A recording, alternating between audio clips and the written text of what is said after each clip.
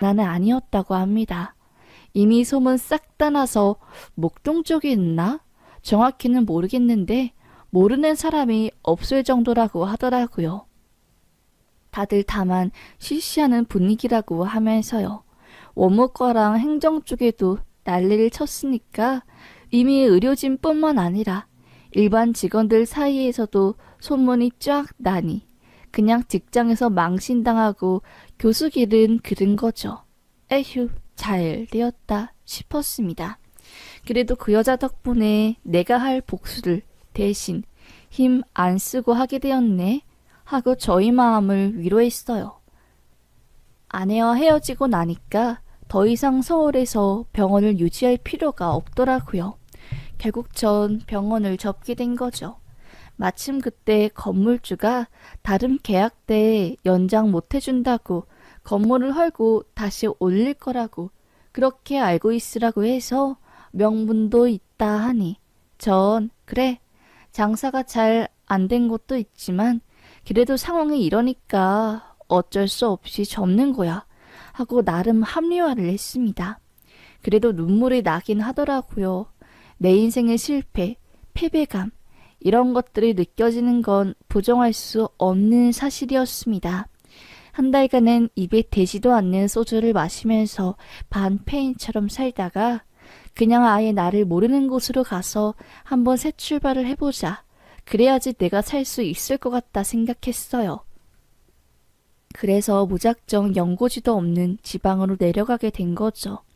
사실 개원을 다시 하고 싶지는 않았는데 주변에서 지방에서 개원하면 그래도 서울보다 훨씬 더 낫다고 페이닥터로 월 500 받아가느니 개원에서 똑같이 일하고 1000 받아가라는 주변이 권유해 저는 수의사 사이트를 뒤적거리기 시작했습니다. 그때 제 눈에 띈 병원이 있었어요. 제가 거주하고 있는 곳에서 도보 20분도 안 떨어진 곳이었고 금매로 나와서 다른 곳보다 훨씬 더더더 저렴한 겁니다. 내가 돈 가지고 있는 거 싹 다 끌어모아서 이거 내 인생 마지막 병원이다 생각하고 한번 해볼까? 전 고민했습니다. 그렇게 고민 끝에 그 병원을 인수받았어요.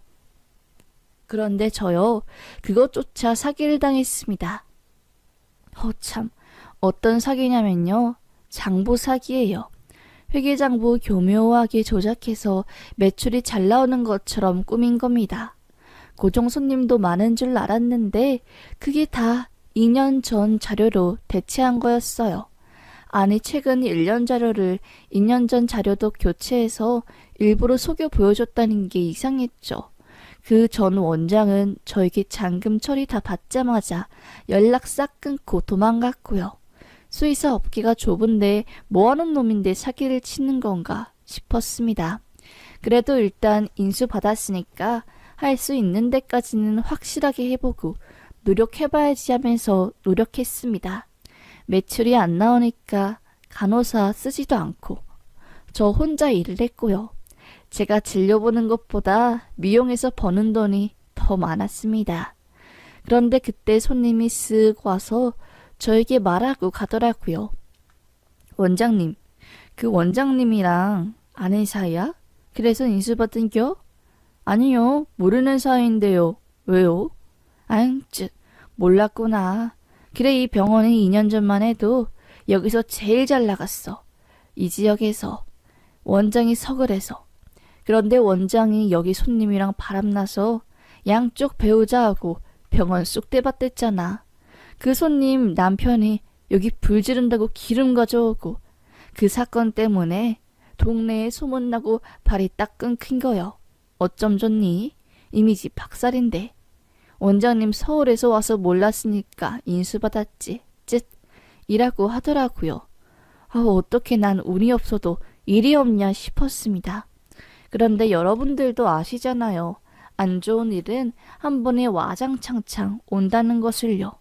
안 그래도 손님 없고 이상한 소문 때문에 나랑 전혀 관련도 없는 전 원장과 그 손님과의 소문 때문에 괜히 생사람인 나만 마음고생하고 있는 상황에서 저희 미용원장으로 온 사람이 큰 실수를 한 겁니다. 글쎄 강아지 미용을 하다가 그 강아지 젖을 살짝 자른 거예요.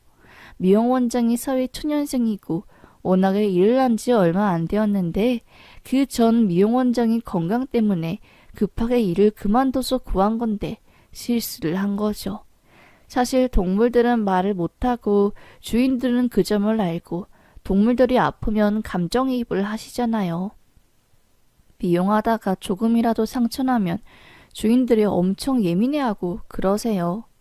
그중에는 그냥 다행히도 이해해주시고 제가 약 발라주고 조금 할인해드리고 그러면 마음이 풀리시는 분들이 있는데 이번에 미용 원장이 꼭지 자른 그 주인은 어마어마하게 성격이 괴팍했던 겁니다. 꼭지 잘렸다는 이야기를 딱 듣자마자 바로 소리를 고래고래고래 지르면서 그 주인이 저희 병원에 찾아왔어요. 전 제가 대표 원장이니까 거의 석고되지 않은 식으로 죄송하다고, 우리 미용 원장이 섬세한데 실수했다고, 정말 너무 죄송하다고, 이제 아마 쥐젖 비슷한 피부 조직이 잘려나간 거라 강아지가 그리 아프지는 않았을 거라고 말하며 나름 위로해드린다고 그랬는데 그걸 듣고 더 화가 난 거예요. 물건 던지고 난리도 아니었죠. 보상하라고, 그 돈으로 보상하라고 하면서요. 빚쟁이인 내가. 아휴, 겨우겨우 그 손님 달래서 보내드리고 전 진이 빠져서 온몸에 힘이 빠졌습니다. 그때 병원 안으로 고개를 푹 눌러쓰고 온 여자가 품에 강아지를 안고 들어왔어요.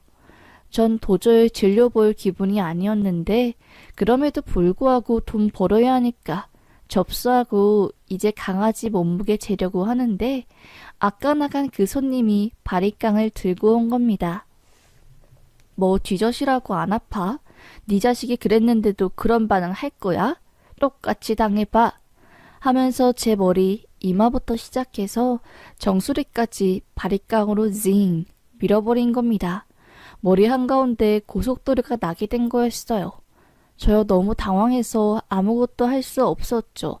손이 발발발 떨리고 경직되었던 그때 모자를 푹 눌러쓰고 온 그 손님이 아니 해도 그렇지 이건 정말 너무 심하잖아요 하면서 그 손님을 말린 겁니다.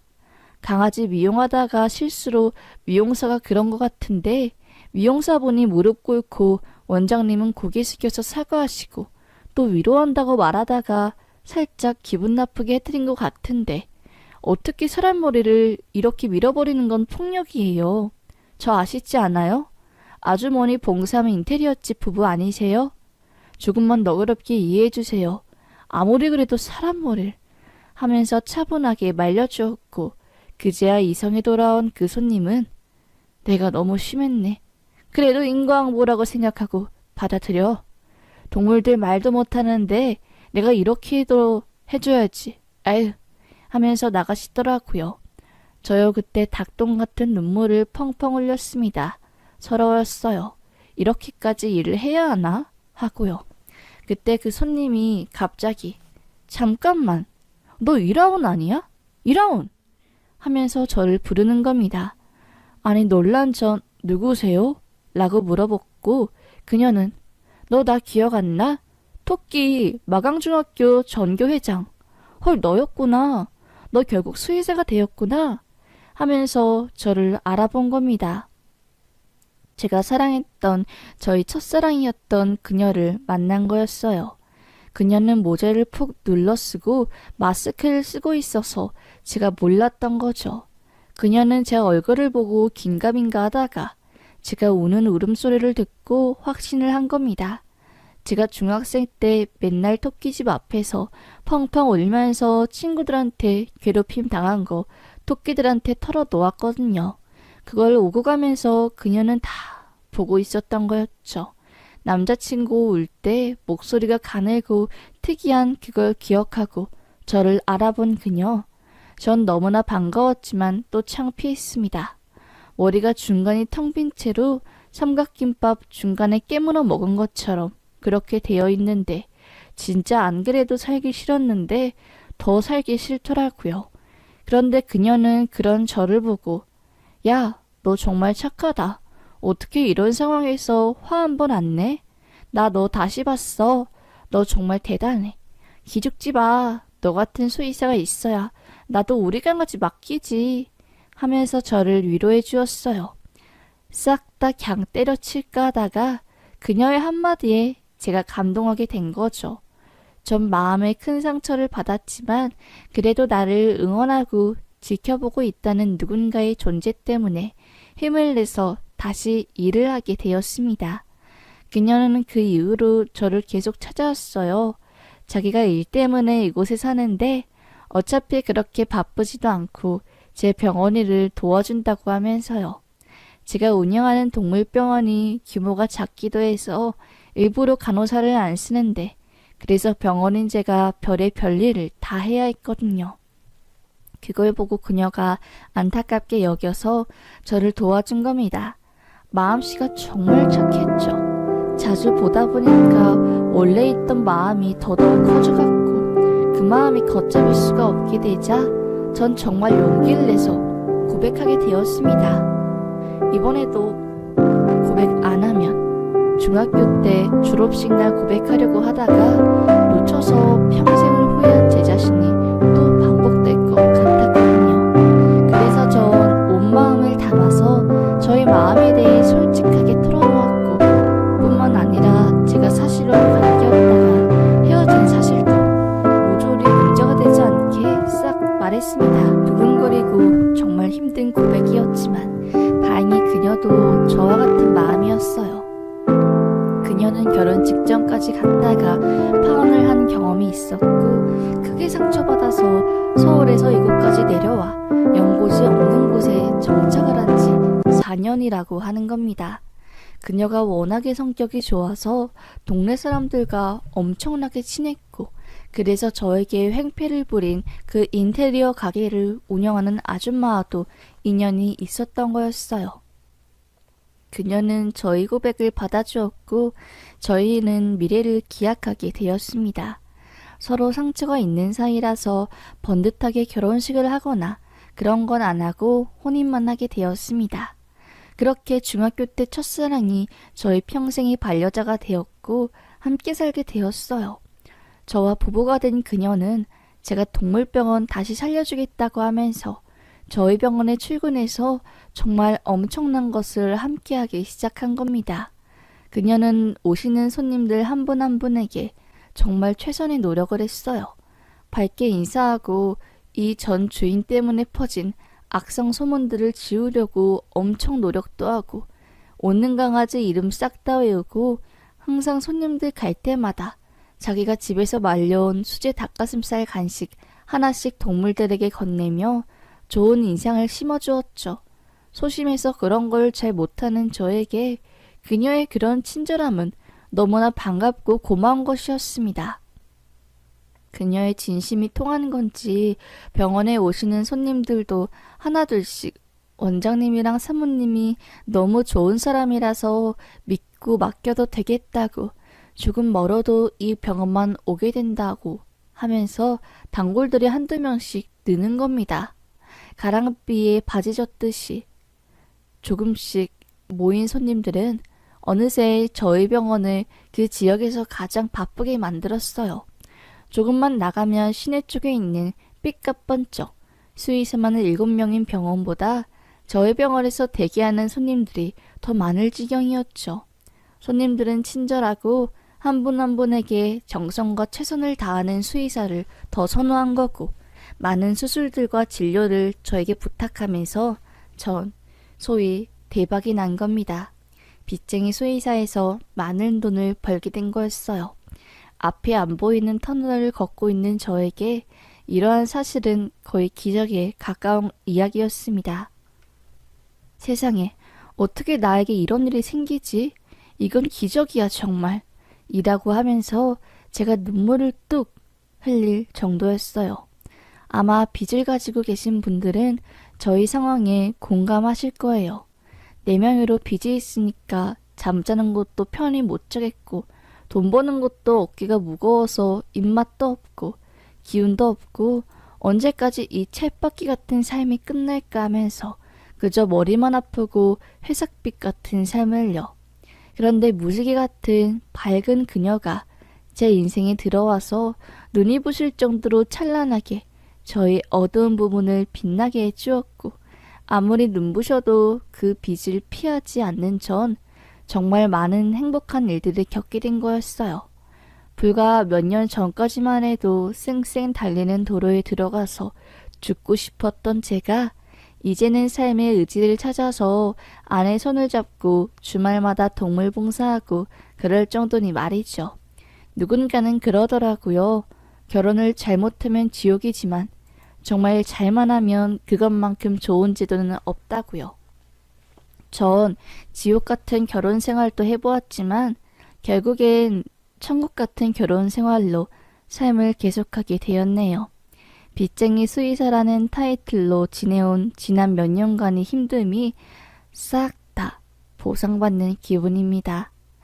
불면증 때문에 잠도 못 잤는데 이제는 따뜻한 우유 한 잔 마시면 바로 잠에 들 수 있을 정도로 마음이 편합니다.